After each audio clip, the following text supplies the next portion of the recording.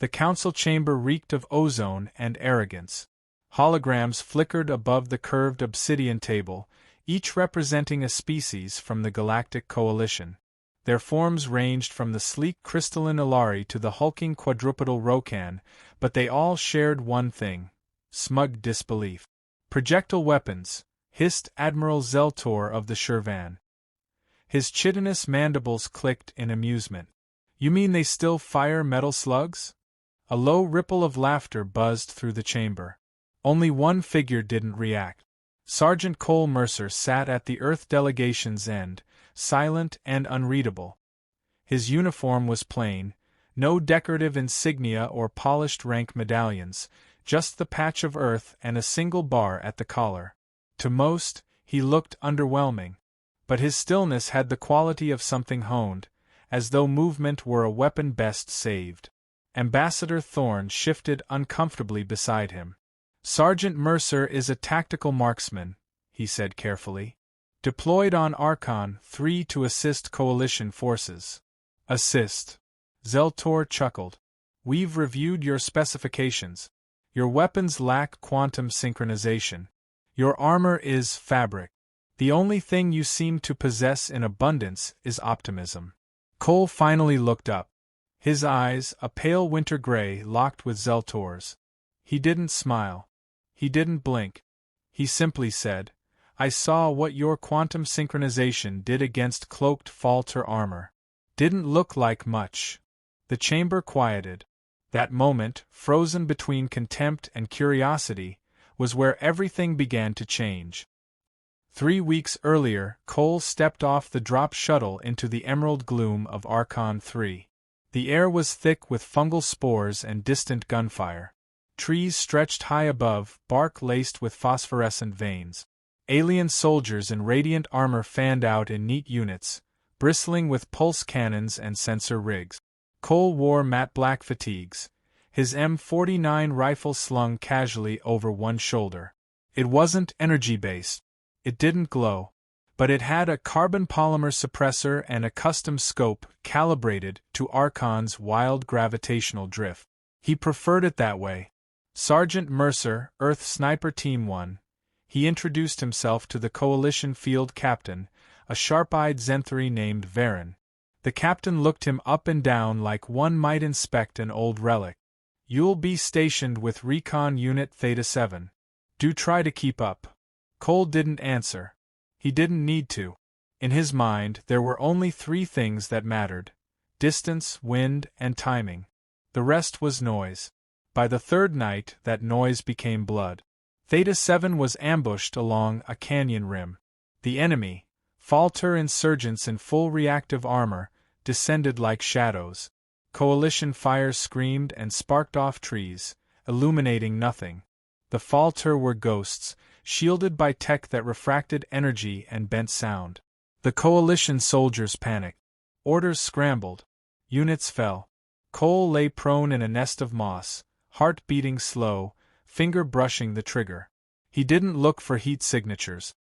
He watched patterns, how leaves rustled unnaturally, how birds ceased their calls in one quadrant of the jungle. A shimmer moved. Not light, not shadow, something else. It paused behind a tree 30 meters out. One breath. Wind from the northwest, light and climbing. 2 degrees compensation. He fired. The bullet punched through the tree's bark, through the armor, and through whatever anatomy the Falter had behind it. A sharp, metallic clang echoed through the trees as the body hit the ground. Silence. Then another shimmer moved to drag the corpse. Cole fired again. This time through a rock. The shimmer fell. Theta 7 survived because of those 2 shots. No one saw him take them. But when the battle was over, and the jungle was quiet again, they found the bodies. Armor crumpled, the bullet holes black and smoking. Impossible, muttered a Coalition engineer. Those suits were rated against plasma warheads. Maybe, Cole replied, but they never tested them against 30-gram tungsten cores. The alien soldiers started whispering after that. About the human sniper who didn't miss. Who didn't glow. Who didn't speak unless it mattered. Cole didn't care. He wasn't there to impress. He was there to observe, calculate, and kill when the moment demanded it. But moments don't stay isolated for long. A week later, Cole was summoned by Commander Virak, a towering Rokan with 6 eyes and the temperament of a blade. The commander paced in his war tent, visibly irritated. "My squads are being hunted," Virak growled. "Insurgents move through terrain we cannot penetrate. Sensors fail. Cloaks deceive. We shoot shadows." Cole nodded once. "And you?" Virak narrowed his eyes. "You shoot through armor. Through walls. If I can see it, or predict where it'll be, I can hit it. You will accompany our next scout team. Show us this primitive efficiency." Cole said nothing. He just checked his ammo and walked out into the jungle again. He preferred the silence. But even he knew that the jungle was listening now. Watching. Waiting. And this time, it wasn't just the enemy who'd be testing him. By then, they'd stopped calling him soldier. They started calling him the penetrator. Because while energy weapons scattered light, Cole's bullets scattered myth. And the war on Archon 3 was just beginning. Cole moved like a shadow through the underbrush, his body molded to the terrain. The alien soldiers behind him stumbled through the thick roots and bioluminescent vines, armored and noisy, oblivious to the attention they were drawing. He'd tried to explain that silence was survival, but they'd nodded with empty politeness, too proud to listen. "Human tactics," muttered one of the Alari scouts, their crystalline frame chiming faintly. "Charming but obsolete." Cole ignored him. He focused on the terrain, mapping every dip and sound. Archon 3's jungle was alive in ways most troops didn't understand. When the forest went quiet, it wasn't peace, it was the breath before something struck. The Coalition's reliance on sensor arrays and thermal scans was their weakness. The Falter knew that. They jammed comms, cloaked their signatures, and built portable distortion field. Against energy weapons, they were ghosts. But kinetic force, raw, silent, immediate, was another language entirely. Cole spoke it fluently. 2 nights prior, he downed a cloaked strike leader mid-transit. No visual confirmation, no scanner aid, just the shift in canopy light and the second of stillness that betrayed intention. 1 shot. 1 breach. Word traveled fast through the ranks after that. Some called it luck. Others started to study his every move. Commander Virak watched with skeptical detachment. The massive Rokan rarely spoke, but when he did, his voice thundered like shifting stone. "They say you see without seeing." Cole didn't answer. Virak had been trailing him for days now, clearly waiting for proof beyond rumor. The Coalition's trust in Earth forces still hung on a thread, one Cole hadn't asked to carry. He stopped suddenly, hand raised. The squad halted. Virak frowned, stepping closer. "What is it?" Cole didn't speak. He pointed, 2 fingers extended toward a ridge of cracked stone, barely a glimmer between vines. To the untrained eye, it was nothing. But Cole noticed the unnatural bend of shadows, the too clean air above it. A Falter field generator. He motioned for the squad to spread out. Virak raised his rifle, but Cole laid a hand on the barrel. No shots. Not yet. They waited. Minutes passed like hours. Sweat gathered under Cole's collar. Then it happened. A shimmer shifted down the ridge. A sentry, cloaked in active field mesh, scanning for movement. The alien soldier beside Cole tensed, ready to fire. Cole hissed a sharp breath, no. He adjusted his rifle's scope, dialed in compensation for humidity, wind vector, and elevation. A 400-meter shot.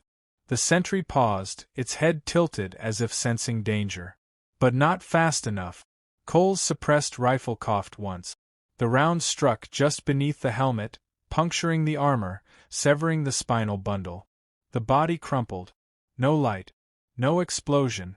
Just silence, and then the soft sigh of collapsing grass. Virak stared. "I saw nothing," the commander muttered. "You weren't supposed to," Cole replied. That kill opened the path forward. The squad advanced, now listening to Cole without protest. He didn't lead with rank. He led with result. By dusk, they had eyes on the Falter outpost, partially buried in jungle foliage, shielded by cloaking towers and surrounded by decoy units. It was more than just a supply depot. Cole recognized the structure's shape, the unusual relay dishes. It was a command center, and at its core, a towering rail weapon, coated in black alloys, humming faintly with stored energy. A planetary siege cannon, designed to fire kinetic rods from orbit, capable of cracking base shields or vaporizing whole battalions. Cole's stomach tightened. If that cannon went operational, the Coalition line would collapse. Archon 3 would fall. He reached for his comm, but static hissed in reply. No connection. No backup. Virak looked at him. Options. Only one, Cole said. He found elevation on a moss-covered bluff 3 clicks west, directly facing the command center. It wasn't perfect, the air shimmered with distortion from the cloaking towers. But through the gaps, Cole spotted a narrow exhaust port along the cannon's power coil. A slit no wider than a hand. He studied wind patterns, factored in the rotational drift of Archon 3's upper atmosphere, and watched how leaves fluttered near the tree line. It would be a long shot. Over 2 kilometers. No support. No second chance. Virak crouched beside him. Are you certain you can make this? I don't take shots unless I know where they'll land. Cole chambered his last uranium core round. It was a relic by galactic standards, dense, heavy, and utterly physical. There was no energy trace to detect, no particle signature to intercept. He waited for the wind to slow. The jungle pulsed around him. For a moment, even the birds went silent. One breath in, one breath out. He squeezed the trigger. The rifle jolted gently against his shoulder. The bullet cut through jungle haze, past distortion fields, through the armored port and deep into the cannon's reactor core. A second passed. Then 2. Then light. The explosion cracked the air, tearing through trees and metal alike. Fire consumed the clearing as the cannon ruptured, shock waves hurling Falter units like ragdolls. The outpost burned with a fury that silenced the entire valley. Cole exhaled slowly, already reloading. Virak watched the rising smoke, awestruck. Primitive, the commander said softly, is not the word I would use. Cole didn't respond. He packed up his rifle, checked the remaining squad's position, and disappeared into the trees. He preferred not to linger after a kill. The message had been delivered. And far above, in the halls of power where Earth was still dismissed as obsolete, that message was just beginning to echo. The Galactic Council chamber was silent.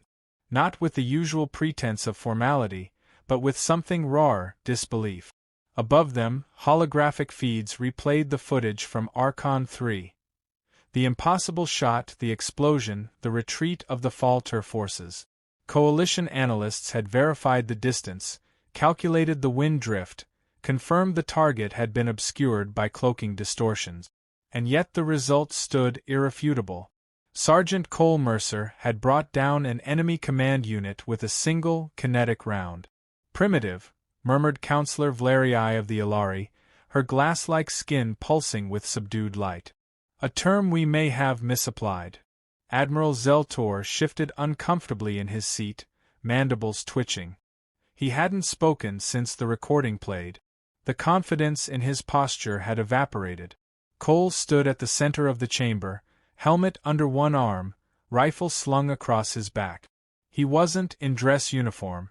Earth had offered to send a proper delegation, but he'd refused. He didn't like speeches. Didn't like rooms full of people who'd never pulled a trigger. You pierced layered cloaking fields, Zeltor finally said, voice brittle. Through 3 levels of reactive armor.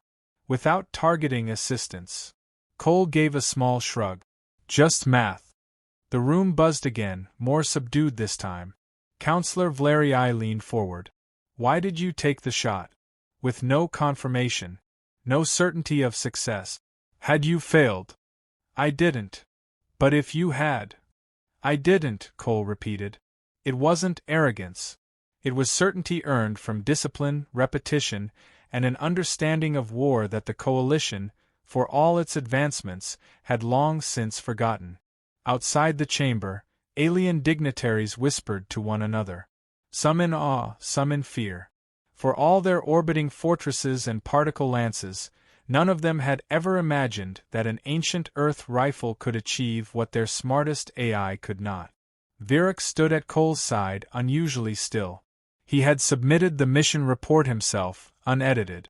In it, he'd written one line that now circled through diplomatic channels.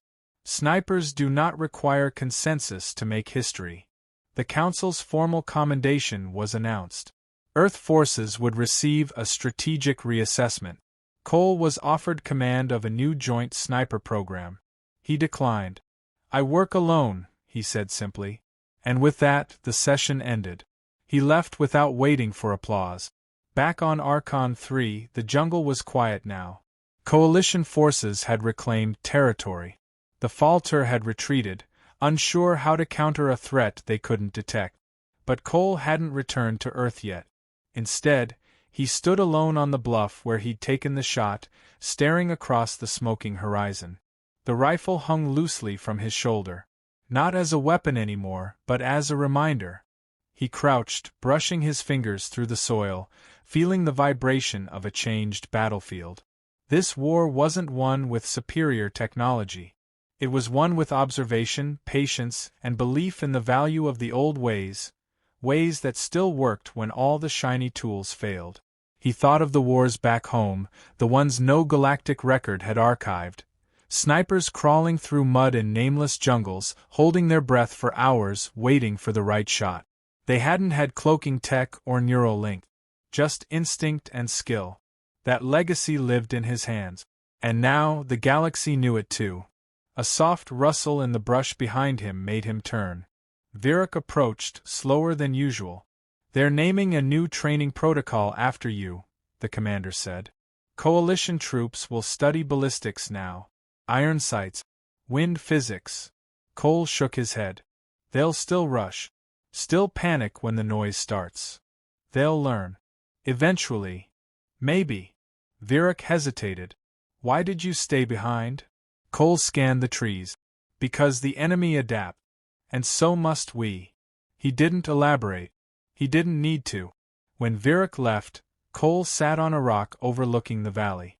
The rifle rested across his knees.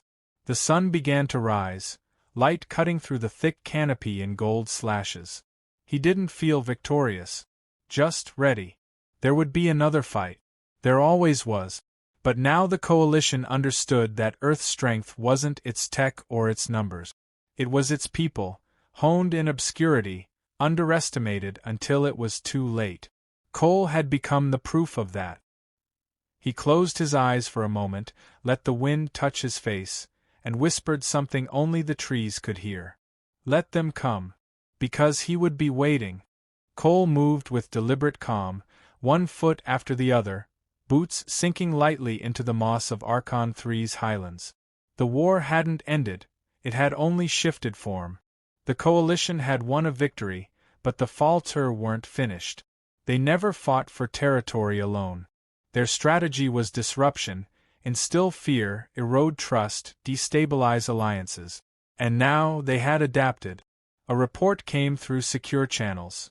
A new variant of Falter armor, capable of self-repair, imbued with an adaptive refractor layer. The scientists at base called it smart camouflage.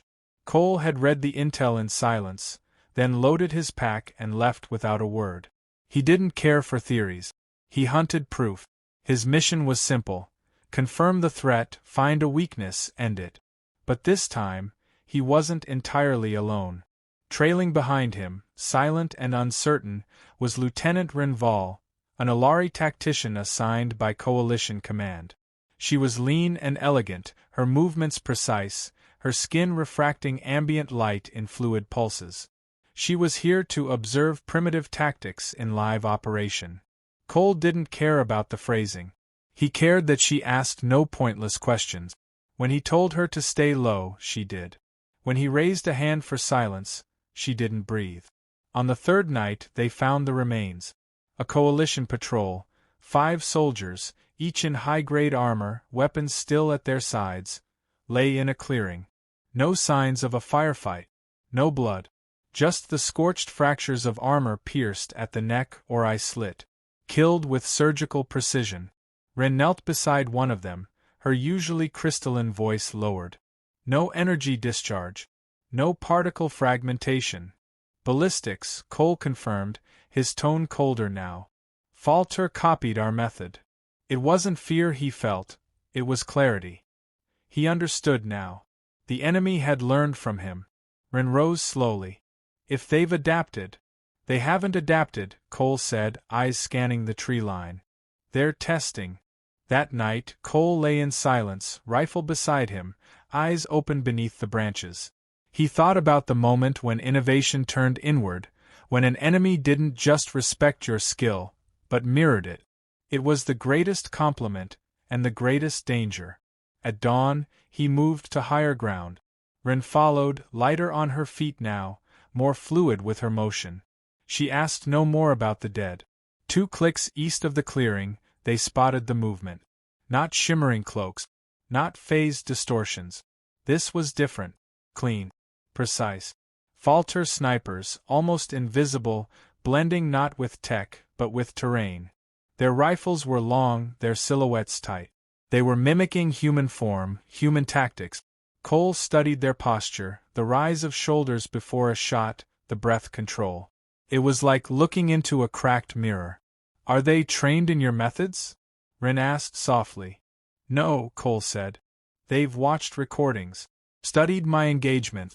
Learned the rhythm. Can you beat that? He took a long breath, his pulse never rising. I don't fight rhythm. I break it. He waited until one of the Falter snipers shifted weight, a subtle mistake, just enough to warp the edge of a leaf. That was the tell. Cole fired. The round cracked through 2 layers of jungle canopy, struck true, and the mimic dropped soundlessly. The others froze, their positions revealed in the instant their formation broke. Cole marked them all, 5 total. He took down 2 before they returned fire. Ren dove behind cover, her armor humming. Energy blasts carved through bark, but Cole stayed prone, calm, precise. Move now, he whispered. She sprinted left. He rolled right, setting up a new angle. 2 shots, 2 more Falter down. The last tried to retreat. He fired once more. Silence returned. Ren emerged from the brush, wide-eyed. You predicted their fallback path. No. I gave them only one. The Falter hadn't adapted. They'd copied. And copies, no matter how perfect, always carried a flaw. Back at base, Ren submitted the after-action report. She didn't embellish, didn't romanticize. She wrote the facts. That the Falter had tried to weaponize Earth's tactics and failed. That Sergeant Mercer had identified, engaged, and neutralized a threat previously considered immune to Coalition detection. But she added one line of her own. He doesn't follow patterns. He breaks expectations. And perhaps that is Earth's greatest weapon. Cole didn't read the report. He didn't need to. He was already looking at satellite scans of another world, Droska 9. There were whispers of enemy movement there. A distant outpost lost. Strange wounds on recovered bodies. He should have gone home. But some soldiers aren't built for peace. They're built for the quiet between shots, the weight of decisions measured in millimeters and milliseconds. Cole wasn't chasing glory. He was chasing silence, the kind that only came after the last echo of a fired round. And as long as war had a voice, he'd be there to quiet it.